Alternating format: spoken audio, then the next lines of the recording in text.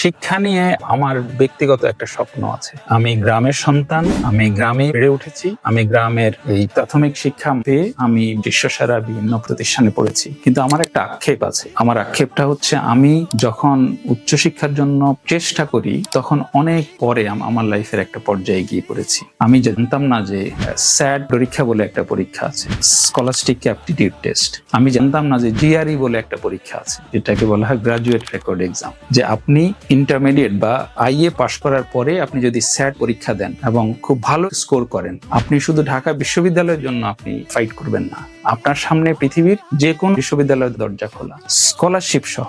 আপনি যদি যে কোনো জায়গা থেকে আপনি বিএ পাশ করেন, আপনার যদি জিআরইতে একটা ভালো স্কোর থাকে, আপনার জন্য পৃথিবীর যে কোনো বিশ্ববিদ্যালয়ের দরজা খোলা। এই তথ্যগুলো আমি আমার অঞ্চলের যারা মেধাবী সন্তান আছে, ছাত্র আছে, ছাত্রী আছে, শিক্ষার্থী আছে, আমি এদেরকে নিয়ে কাজ করতে চাই।